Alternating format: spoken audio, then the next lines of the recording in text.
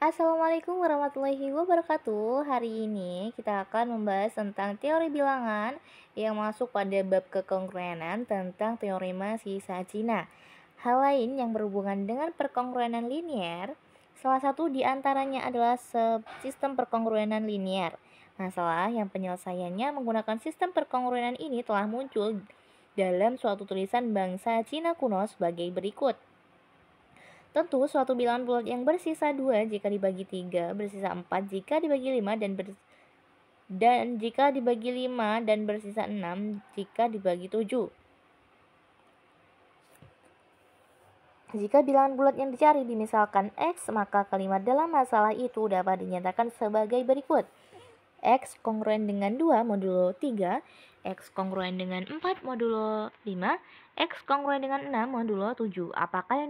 Apakah bilangan bulat yang dicari itu adalah 104? Benar apa tidak teman-teman? Yang dicari bilangan bulatnya adalah 104. Adakah bilangan bulat lain yang masih memenuhi? Untuk menjawab pertanyaan ini, maka dari perkongruenan pertama, X kongruen dengan 2 modulo 3 berarti X sama dengan 2 plus 3K1 untuk suatu bilangan bulat K1. Substitusikan nilai X itu dalam perkongruenan kedua dan diperoleh 2 plus 3K1 kongruen dengan 4 modulo 5. 3K1 kongruen dengan 2 modulo 5. K1 kongruen dengan 4 modulo 5. Mengapa begitu teman-teman? Ini berarti K1 sama dengan 4 plus 5. K2 untuk suatu bilangan bulat K2. Substitusikan nilai K1 ini dalam persamaan X sama dengan 2 plus 3K1 sehingga diperoleh X sama dengan 2 plus 3 kali 4 plus 5K2. X sama dengan 14 plus 5K2. Nah, substitusikanlah nilai X ini dalam perkongruenan ketiga dan diperoleh sebagai 14 plus 15K2 sama dengan 6 modulo 7. 15K2 sama dengan min 8 modulo 7. K2 sama dengan 6 modulo 7. Hal ini berarti K2 sama dengan 6 plus 7T. Untuk suatu bilangan bulat T, substitusikanlah nilai K2 ini dalam persamaan X sama dengan 14 plus 15 K2. Dan diperoleh X sama dengan 14, 15 plus 15 dikali dengan 6 plus 7T. X sama dengan 104 plus 105T untuk suatu bilangan bulat T. Persamaan terakhir ini dapat dinyatakan sebagai X sama dengan 104 atau X sama dengan 104 modulo 105 yang memenuhi ketiga perkongruenan di atas. Solusi perkongruenan X sama dengan 104 modulo 105 adalah 104 yang juga merupakan solusi bersama dari tiga perkongruenan sistem perkongruenan di atas. Bilangan bulat lain yang memenuhi sistem perkongruenan di atas adalah 104 plus 105T. Membagi habis T bilangan bulat. Cara menyelesaikannya sistem perkongruenan linier di atas merupakan langkah-langkah pembuktian dan dari teorema berikut ini. Di sini ada teorema sisa Cina.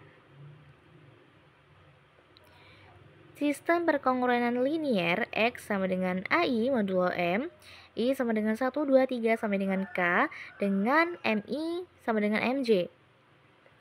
Sama dengan 1 untuk setiap I tidak sama dengan J, memiliki solusi bersamaan dengan modulo M, dan solusi bersama itu tunggal dengan M sama dengan M1, M2, M3 sama dengan MK.